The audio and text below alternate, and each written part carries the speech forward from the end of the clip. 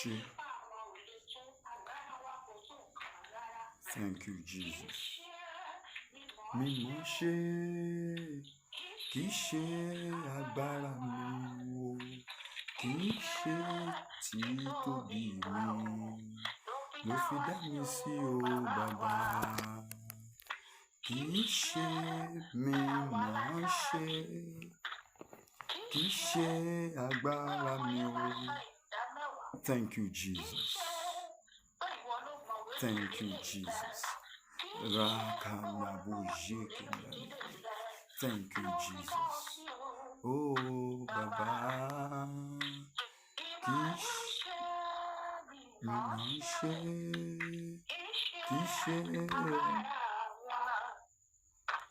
Kì í ṣe títóbi mi.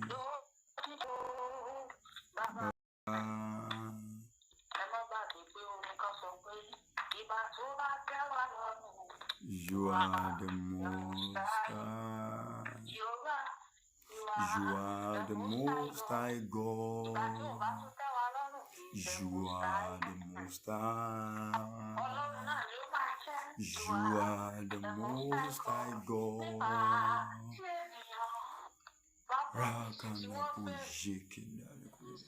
You are the most high. You are the most high God. You are the most high. You are the most high God. You are the most high. You are the most high God. You are the most high. You are the most high God. Thank you, Jesus. Thank you, Jesus. Thank you, Jesus. Thank you, Jesus. Thank you, Jesus. Thank you, Jesus. Thank you, Jesus. Thank you, Jesus. Thank you, Jesus. Oh, àánú.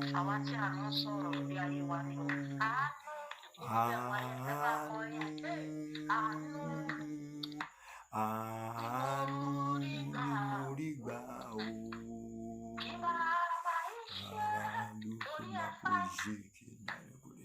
Oh, thank you, Jesus.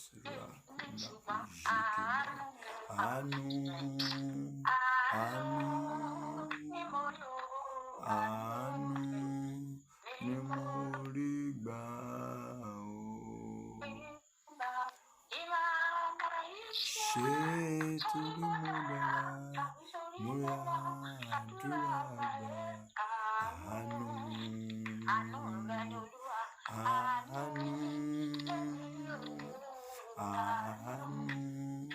ni mo rí gbà o.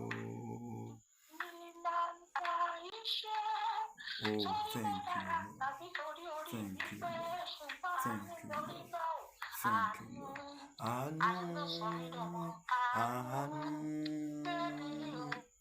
Àánú ni mo rí gbà o. Thank you, Jesus.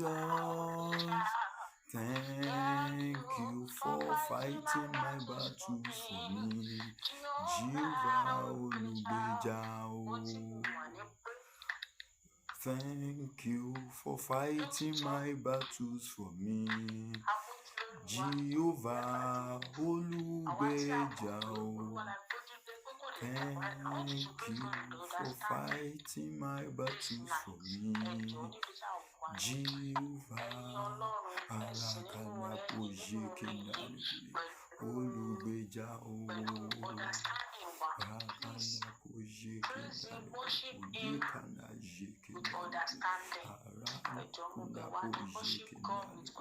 Thank you, Jesus.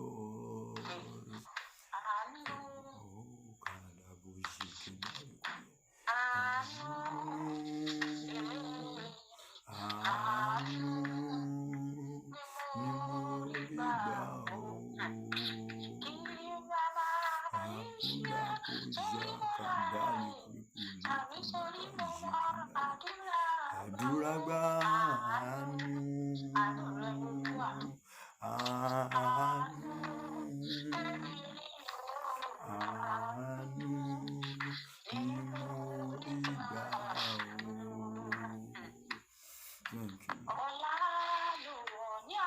ọlá ògo láṣọ ìlẹ̀kẹ̀ o rakuna ojiki ndale o. Ògo láṣọ ìlẹ̀kẹ̀ lẹ́sìn àrídì Olódùmarè o. Ẹni tó wọ̀ lórí aṣọ ó tún gùn òye lẹ́sìn. Àwọn máa rí ní bàbá o. Ìwọ tí a wá wá wá táwọn lè rí di. Ìwọ tí a wá wá wá tí kò sẹ́ni tó lè rí di rẹ. Ìwọ tí òun ló pè Ọlọ́run àìlópin.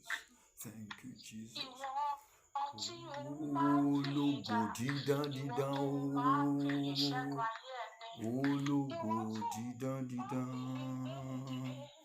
Ọlọ́run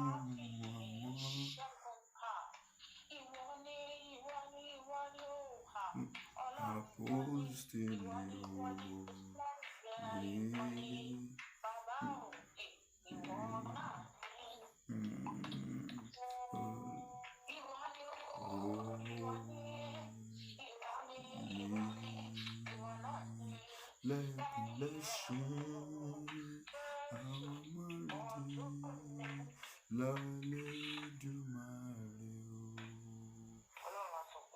Thank you, Jesus.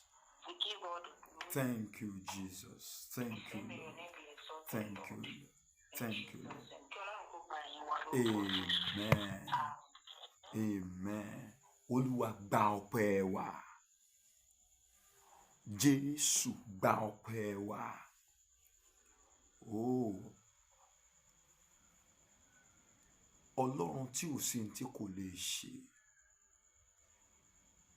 Ọlọ́run tí ipá rẹ̀ la òkun àti ayé já.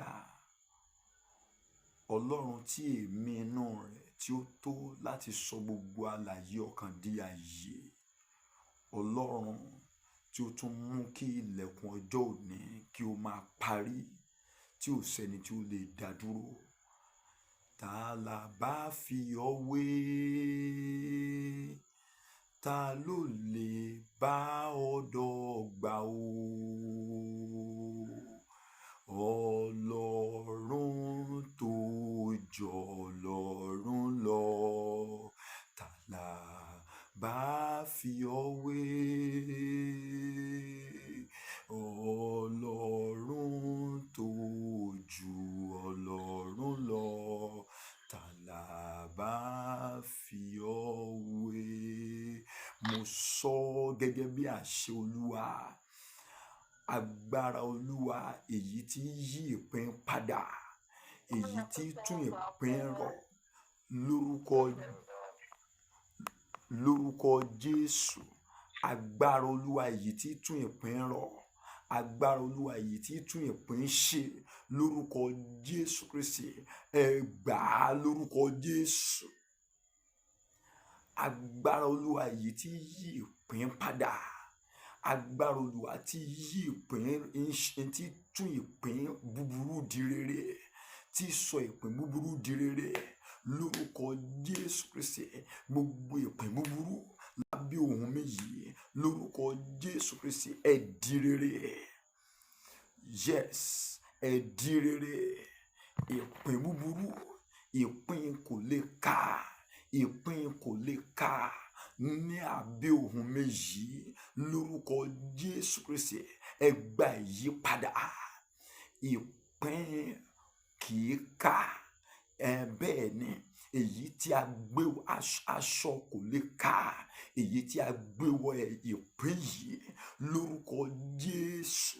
Ọwọ́ ìràpadà Olúwa lórúkọ Jésù Kristi kó yí padà. Mo ní kó yí padà torí pé a yí Olúwa lórúkọ Jésù Kristi. Mo sọ gẹ́gẹ́ bí àṣẹ Olúwa, aṣọ kò lè ká, aṣọ tí kì í bo àṣírí èyí tí ń bẹ ní ọrùn gbogbo ẹni tó ń bẹ lábẹ́ ohùn mi yìí lórúkọ Jésù Kristi. Ọwọ́ Olúwa ó ṣe ìpààrọ̀ rẹ̀. Ẹ gbọ́ ọ̀rọ̀ Olúwa gbogbo ẹ̀yin ìṣẹ̀dá, èyí tó ń làágùn ṣùgbọ́n tí ìlàágùn yẹn tí kò bo ìhòhò yẹn lórúkọ Jésù Kristi ní òru yìí láti òní yìí lọ ìpín yín gba ìyípadà lórúkọ Jésù ìpín yín gba ìyípadà lórúkọ Jésù ìpín yín gba ìyípadà ìpín kò lè ká èyí tí a dá lórúkọ Jésù bí Olúwa ti ń bẹ tí ẹ̀mí rẹ̀ wà láàyè ní òru yìí gbogbo ẹ̀yin tẹ́ ti máa ń rí ara yín ní ìkóríta half nakedness bẹ́ẹ̀ ni gbogbo ìkóríta èyí tí ẹ ti máa ń bá ara yín ní ìrìn àjò ìlàjì aṣọ ìlàjì ìhòhò láti òru yìí lọ lórúkọ Jésù òpin dé bá mo ní òpin dé bá òpin dé bá òpin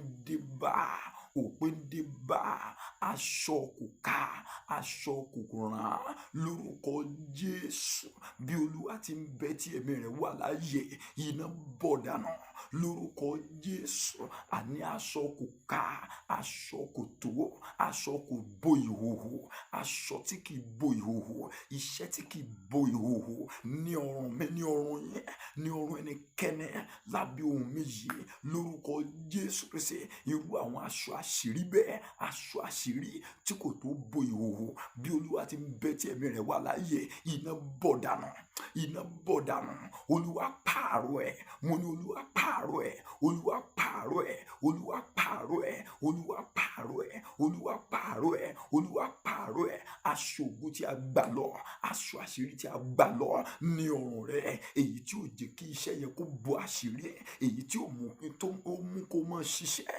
ṣùgbọ́n tí ò mú kí àṣírí kó bò èyí tó máa dígbà sọ ayé yín sí ìhòhò lórúkọ Jésù májẹ̀mú yẹn parí lóru yìí mo ní májẹ̀mú òkùnkùn yẹn èyí tí dígbà sọ ayé ẹni sí ìhòhò lórí ayé ẹnikẹ́ni lóru yìí lórúkọ Jésù òpin dé bá òpin dé bá lórúkọ Jésù òpin dé bá ẹ ṣàmì òpin dé bá òpin dé bá òpin dé bá ohun tí ò bo àṣírí ṣùgbọ́n tí kò fi ayé ẹni sílẹ̀ ní ìhòhò bẹ́ẹ̀ ni ohun Olúwa nìyẹn ohun tí ò bo àṣírí ṣùgbọ́n tí kò bo ìhòhò kò fi ayé ẹni sílẹ̀ ní ìhòhò it does not cover your nakedness neither does it leave you without clothes without a cover lórúkọ Jésù lóru yìí májẹ̀mú yẹn òpin dé bá òpin dé bá òpin dé bá òpin dé bá as we journey in this new month of May I decree and I declare that your clothes aṣọ àṣírí ẹ̀yẹ níbi tí ó bọ́ á sí Olúwa gbà á lé yín lọ́wọ́ lórúkọ Jésù mo ní Olúwa gbà á lé yín lọ́wọ́ aṣọ àṣírí èyí tí a ti gbà lọ tí a fi kò bọ́ àṣírí tá a fi rọ́pò sínú ìṣẹ̀dá yẹn lórúkọ Jésù Kristi aṣọ kò bọ́ àṣírí lọ́rùn ìṣẹ̀dá yẹn iná bọ̀ dànù aṣọ ògo dípò iná bọ̀ dànù aṣọ ògo dípò ẹ ṣàmì iná bọ̀ dànù aṣọ ògo dípò iná bọ̀ dànù aṣọ ògo dípò iṣẹ́ tí ó bọ̀ àṣírí ṣùgbọ́n tí kò fi ayé rẹ̀ sílẹ̀ ní ìhòhò lórúkọ Jésù iná bọ̀ dànù iná Olúwa bọ̀ dànù iná Olúwa bọ̀ dànù ẹ gbọ́ ọ̀rọ̀ Olúwa gbogbo igi tí kò sèso ṣùgbọ́n tí ó gbilẹ̀ tó gbá yìí lásán bí Olúwa ti ń bẹ tí ẹ̀mí rẹ̀ wà láàyè lórúkọ Jésù Kristi àkèlè owó lulẹ̀ mo ní owó lulẹ̀ gbogbo igi tí kò sèso ṣùgbọ́n tí kò kú igi tí ò sèso tí ò kú nínú ayé rẹ̀ igi tí ò sèso tí ò sì kú tí Sátánì gbìn igi tí Sátánì gbìn sínú ìdílé yẹn igi tí Sátánì gbìn sínú iṣẹ́ yẹn kò kú bẹ́ẹ̀ ni kò sì sèso lórúkọ Jésù ọwọ́ Olúwa wó lulẹ̀ ẹ ṣàmì ọwọ́ Olúwa wó lulẹ̀ àkè Olúwa ké lulẹ̀ àkè Olúwa ké lulẹ̀ igi tí ò sèso tí Olúwa kò gbìn igi tí ò sèso tí Olúwa kò gbìn tí Sátánì gbìn láti occupy space tó yẹ kó fi máa fẹ́ mo sọ gẹ́gẹ́ bí àṣẹ Olúwa ọwọ́ Olúwa fà á tú ti gbòǹgbò tí gbòǹgbò ọwọ́ Olúwa fà á tú ti gbòǹgbò tí gbòǹgbò Olúwa fà á tú ti gbòǹgbò tí gbòǹgbò Olúwa fà á tí gbòǹgbò àìsàn èyí tí ò lọ tí ó sì sàn rákàndàbò yékèndàlẹ́kùrẹ́ àìsàn tí ó sàn tí ó sì lọ àìsàn tí ó sàn èyí tó kò sàn bẹ́ẹ̀ ni kò sàn síbẹ̀ kò gbilẹ̀ àìsàn yìí ò sàn síbẹ̀ kò gbilẹ̀ wọ́n kàn ní minor sickness ni I decree and I uproot it tonight lórúkọ Jésù Olúwa fàátù àìsàn tí ó sàn ṣùgbọ́n tí ò lọ àìsàn tí ó sàn tí ó sì gbilẹ̀ lórúkọ Jésù Olúwa gbẹ́dànù kò sàn bẹ́ẹ̀ ni láti òru yìí lọ àìsàn yẹn sàn mo ní àìsàn yẹn sàn that clothes that leaves your nakedness open, that clothes that leaves your nakedness open, that individuals àwọn ẹ̀dá yẹn wọn ò bo ìhòòhò rẹ̀ ṣùgbọ́n wọn ò kúrò lágbo ara rẹ̀ wọn ò kúrò láyé rẹ̀ bẹ́ẹ̀ sì ni wọn ò bo ìhòòhò rẹ̀ Olúwa fàtú ẹ ṣàmì Olúwa fà wọ́n tú gbogbo ẹ̀. This kind of people only occupy space in your life. How will good men fill in that space? I decree and I declare as we move away from on the first to another day, as you journey into another in this new month of May, men that occupy your space for occupying sake, I decree and I declare their room vacant in the name of Jesus. Men that occupy your space without any meaningful impact, I decree tonight they are left, they are removed in the space of your life in the name of Jesus, in the space of your business. Men that do not allow your business to grow, people that do not allow your life to grow, but are occupying your space to deny great men of access into your life. I decree tonight they are uprooted by fire in the name of Jesus. They are uprooted by fire in the name of Jesus. They are uprooted by fire. Olúwa sọ fún mi pé ọkùnrin kan bẹ lábẹ́ ohùn mi yìí. Lábẹ́ ohùn mi yìí ìyàwó rẹ ti gbàbọ̀dé tì ọ́ mo sọ gẹ́gẹ́ bí àṣẹ Olúwa ẹ̀mí bọ̀dé nínú ayé ìyàwó rẹ tó mú kí ayé rẹ kó mọ jákulẹ̀ ní gbogbo ìgbà lórúkọ Jésù iná gbé jáde bẹ́ẹ̀ ni ìbọ̀dé yẹn wọlé nípasẹ̀ consistent visit to places God does not want her to visit. Àwọn ibi tí Ọlọ́run ò fẹ́ jẹ́ kó lọ. Bẹ́ẹ̀ ni ẹ gbọ́ èyí dáadáa. There is a man under this my voice. Olúwa sọ fún mi wípé ara ìyàwó rẹ ní ìbọ̀dé wà. Ibi tí ìbọ̀dé yẹn dẹ̀ ti ń wọlé ni wípé ó ti ní àwọn ibi tí Olúwa ní kò gbọdọ̀ lọ ṣùgbọ́n tí kò lè ṣàì má máa lọ. Ibẹ̀ yẹn ni ìbọ̀dé yẹn tó ti ní okun sí padà nígbàkúgbà tí ó bá sì ti lọ tí ó padà dé ohun gbogbo tó rí kó ti máa ṣe àtúnjalulẹ̀. Bí o bá ń gbọ́ mi ní òru yìí inbox me right now mo pa á ní àṣẹ bí Olúwa ti ń bẹ tí ẹ̀mí rẹ̀ wà láàyè ìbọ̀dé tí ń gbé nínú ìyàwó rẹ̀ yẹn èyí tí ó yẹ kí ayé rẹ̀ kó tẹ̀síwájú òun náà kọ́ ẹ̀mí ìbọ̀dé yẹn ní iná gbé jáde ayé rẹ̀ dòmìnira ìṣẹ̀dá rẹ̀ dòmìnira. That evil spirit occupying the space in your life in the life of your wife, I declare that space vacant and filled by the Holy Ghost in the name of Jesus. That life is filled by fire in the name of Jesus. Iná kúnnú bẹ̀ dípò ẹ̀mí bọ̀dé iná kúnnú ìyàwó rẹ̀ dípò ìbọ̀dé iná kúnnú ìyàwó rẹ̀ dípò ìbọ̀dé iná kúnnú ìyàwó rẹ̀. Ẹ gbọ́ Olúwa agbára wo ní ba eré jẹ́ mọ́ lọ́wọ́ rákàndàpọ̀ yékèndàlẹ́kùrẹ́ agbára wo ní ba eré jẹ́ mọ́ lọ́wọ́ mo sọ gẹ́gẹ́ bí àṣẹ Olúwa agbára yẹn ó sọ ipò rẹ̀ nù. Bẹ́ẹ̀ ni agbára yẹn sọ ipò rẹ̀ nù. Agbára tí ba ire jẹ́ mọ́ ọ lọ́wọ́, tí sọ ire di ogun nígbàkúgbà. This has been happening over your life. This is not the first time it's going to happen, and it has been happening repeatedly. I decree tonight, as an authority, I decree tonight that that kind of evil occurrence, that kind of setback occurrence, it's stopping tonight. Open the baluyi. As I said in the morning, during my morning broadcast, I prayed that nothing shall die in your hand again. Nothing shall die in your hand again in the name of Jesus. Greatness that has been dying in your hand, as from now henceforth, they no longer die. They no longer die. Tonight, they are consumed by fire in the name of Jesus. Holy Ghost fire consume them. They are consumed by fire in the name of Jesus. Every evil spirit, every marine spirit occupying, taking away, I decree tonight they are sent packing. They are sent packing. Iná gbé wọn jáde, iná palẹ̀ wọn mọ́, iná palẹ̀ wọn mọ́, iná palẹ̀ wọn mọ́, iná palẹ̀ wọn mọ́, iná palẹ̀ wọn mọ́, iná palẹ̀ wọn mọ́, iná palẹ̀ wọn mọ́. Ẹ gbọ́, báyìí ni Olúwa wí. Báyìí ni Olúwa wí.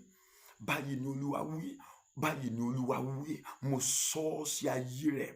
Oh, báyìí ni Olúwa wí. Ẹ gbọ́ èyí. The Lord said there is somebody under this my voice. Yes, you are connected to this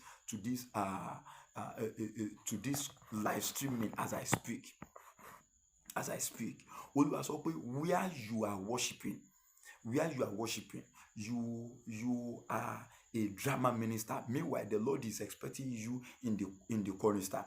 That is in your church. In your church, you don't belong to mountain. Yes, you don't belong to mountain. That is, you don't belong to where I pastor. You in your church, you are a drama minister, but the Lord wants to see you. You know that you are gifted in the area of music, but probably one issues or the other led you out of that chorister, out of that choir group. You are currently a drama minister. I don't know you, but the Lord says you are listening to me right now. The Lord says you should go back to that choir group. That is where your manifestation lies. That is where your manifestation is. And the Lord is saying, by the time you get there, be more humble. Be more humble. Yes, be more humble. The Lord bless you as you do so. This person is Oberin. You are a woman, not married. You are not married. But the Lord says you belong to a drama unit in your church, but He's expecting you in the choir. The Lord bless you in the name of Jesus. You declare this one thing. Oh, the time is fast spent. You declare this one. You declare it. You tell God, Oluwa. I said it in the morning, during my morning broadcast, that anything that does not grow will crawl, will die. Anything, ohunkóhun tó yóò ṣe tí ò bá ti dàgbà, ikú ni.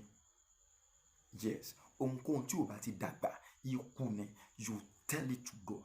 I will give you about 2 minutes to cry to God. Lord, I key into grace to grow, grace to growth. Grace to growth. My family must grow. My business must grow in this new month. My finance must grow in the name of Jesus. If you are under the sound of this voice,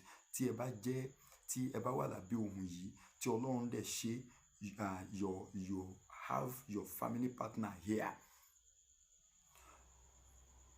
wake your partner now. Wake your partner now.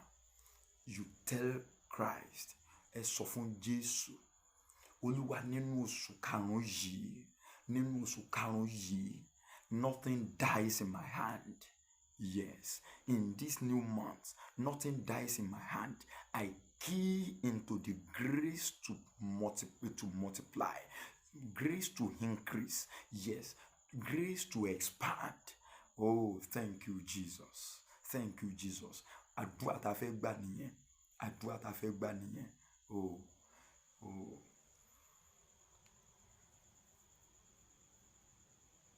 Agbára o, Ọlọ́run mi kò lè dìbàjẹ́ láéláé. Agbára o, Ọlọ́run mi kò lè dìbàjẹ́ láéláé. Kò lè dìbàjẹ́ láéláé. Kò lè dìbàjẹ́ láéláé o. Agbára o, Ọlọ́run mi kò lè dìbàjẹ́ láéláé. Agbára o, Ọlọ́run mi kò lè dìbàjẹ́ láéláé. Thank you, Jesus.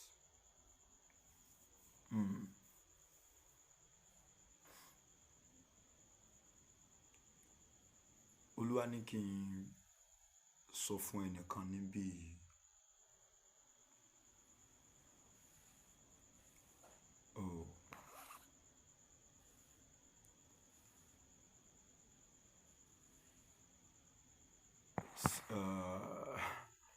Okay, I will inbox you now. Yes. Olúwa ní kí n sọ fún yín wípé òun ti fún yín ní oore ọ̀fẹ́ lẹ́ẹ̀kan sí. Yes, I have inboxed you right now.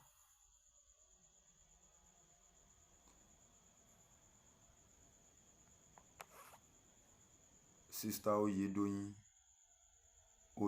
can you hear me? Yes, sir. Good. The Lord said I should tell you that He is giving you one grace more.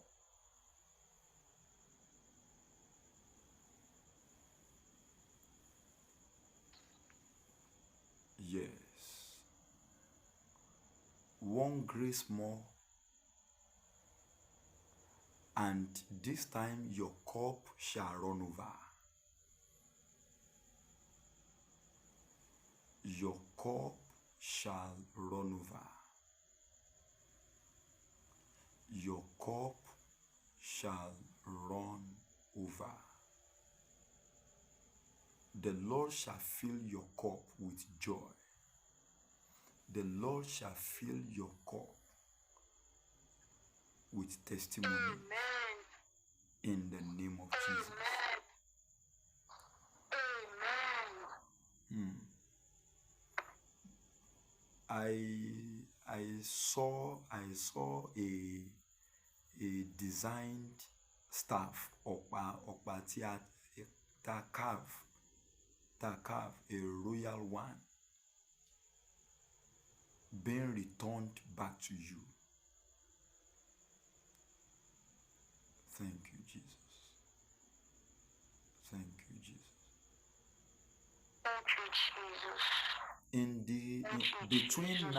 Between God bless you, between now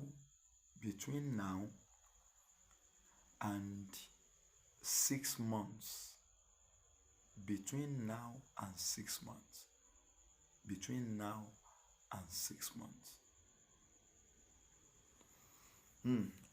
Olúwa ní, I will I'm likely going to tell the person in person. Yes, this is more confidential. This is more confidential. The Lord said between now and 6 months, He's going to reposition you.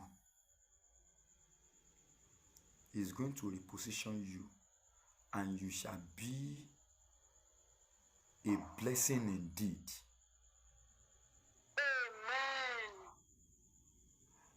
Your case is settled already.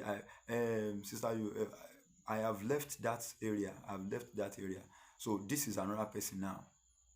This is another person now. The Lord said there is someone under this voice. He said things are working, but are not working in the way you intended. But between now and 6 months, the Lord says you will know that you are now a well of blessing to men. Yes. That's one prayer you prayed. Then I'll pray for you. I'll pray for everybody. You say this nínú oṣù karùn-ún yìí, I tap into the grace. I tap into the grace for increase, grace for expansion. Nothing dies. Ohunkóhun kì yóò kú ní ọwọ́ mi. Ohun rere kan kì yóò kú ní ọwọ́ mi. In this new month of May, nothing great shall die. Great ideas shall not die. Great potential shall not die. Great men shall not die in my life, in and around me. Bẹ́ẹ̀ni, I receive grace for increase, grace for growth. I tap into grace for expansion. Ẹ pé Jésù, ẹ gbàdúrà. Yes, thank you, Jesus. I tap into grace for expansion, grace for increase. Yes, nothing shall die in my hand. Thank you, Jesus. Olúwa gbọ́ àdúrà. Jésù Kristi, Olúwa wá. I declare and I declare for those of you that I am starting that tonight. Your birthday is today or this month. I pray for you. The Lord shall make this year, this your new year, a great and memorable one for you. In the name of Jesus. Marvelous Light, today is your birthday. The Lord shall reestablish you. You shall go from strength to strength. Your microphone, the Lord is giving it a greater volume. In the name of Jesus. I know today is your birthday, and I'm praying for you as you enter a new year. You enter a new level and a new realm of greatness. In the name of Jesus, the Lord shall link you with men that needs what you have. Yes, the Lord shall reconnect you to men that needs what you have. Gbogbo ẹ̀yin ọlọ́jọ́ bí ní oṣù karùn-ún yìí, ẹ ó ṣe rere. Yes, ẹ ó ṣe rere. Gbogbo ẹ̀yin ọlọ́jọ́ bí oṣù karùn-ún yìí, mo mọ̀ mi ò mọ̀, lórúkọ Jésù Kristi, èrè àánú ó ṣẹlẹ̀ yín lórí. Gbogbo ẹ̀yin tí wedding anniversary yín tí ó kò ní oṣù karùn-ún yìí, ẹ ó ṣe rere. Ayọ̀ wọnú ilé yín wá. Ìbànújẹ́ ò wọnú ayé yín. Gbogbo àdúrà tí a ti gbà ní òru yìí, lórúkọ Jésù, àṣẹ Olúwa ó ṣèdìdí ẹ̀. Bí mo ti béèrè fún yín, lórúkọ Jésù ó ṣẹ fún mi. Ó ṣẹ fún aya yín. Ó ṣẹ fún ọkọ yín. Ó ṣẹ fún àwọn ọmọ yín. Gbogbo àwọn ọmọ yín ní òkè òkun lórílẹ̀‐èdè Nàìjíríà, níbi gbogbo tí wọ́n rí kan wà, lórúkọ Jésù wọ́n ṣe rere. Wọn ò ní fòkú wọn ránṣẹ́ sílé. Ẹ ò ní gbọ́ròyìn ìbànújẹ́ lórí wọn. Gbogbo ẹni tó wà ní kòríta ìsàn, lórúkọ Jésù, ẹ gba ìdáǹdè, ẹ gba ìwòsàn, ẹ gba ìmúláradá. Àjòjì ẹ̀dá tó ń bá ọ wọlé, tó ń bá ọ jáde, lórúkọ Jésù Kristi, àyà pa, iná gbé jáde. Bẹ́ẹ̀ ni, iná ṣèpínyà. èyí tí mo sọ máa yí rẹ lóru yìí lórúkọ Jésù. Ó rí bẹ́ẹ̀. Aṣọ tó wọ̀ ṣùgbọ́n tí ò bo àṣírí rẹ̀ lórúkọ Jésù lóru yìí Olúwa pààrọ̀ ẹ̀. Oh, thank you, Lord. Olúwa pààrọ̀ ẹ̀. Aṣọ èyí tí kò bo ìhòhò ṣùgbọ́n tí ó wà lọ́rùn rẹ̀, ṣe lo lérò pé o ṣàtìlẹ̀ wọṣọ lójú oorun lójú àlá tí ó farahàn lójú ayé. Ọwọ́ Olúwa pààrọ̀ ẹ̀. Bẹ́ẹ̀ ni Olúwa wí. Ògo ni fọ́lọ́run lókè ọ̀run. Oore ọ̀fẹ́ Jésù Kristi Olúwa wa, ìfẹ́ mímọ́ ti Ọlọ́run àti ìdàpọ̀ ti ẹ̀mí mímọ́ kó máa bá wa gbé láti ìsinsìnyí lọ àti títí láéláé. Àmín lórúkọ Jésù. Hallelujah. Ẹ̀yin Olúwa o. I want to sincerely use this opportunity to invite you to our anniversary. If the Lord is giving you the time to be there on Saturday, at Oremeji, I will be glad to host you. I will be glad to meet you. The Lord bless you, especially for those of you that are within Ibadan. The Lord bless you in the name of Jesus. Don't worry about the fuel. A máa yanjú ọ̀rọ̀ fuel yẹn léni sọ́la. A máa yanjú ẹ̀, ṣé ti gbọ́? Ẹ fọkàn balẹ̀. The Lord bless you. Don't forget, this program is being live streamed live on Facebook and on YouTube. You can connect with us right there, Peter O. Irifin, on Facebook and on YouTube. The Lord bless you in the name of Jesus. Have a wonderful time. God bless you. Bye-bye.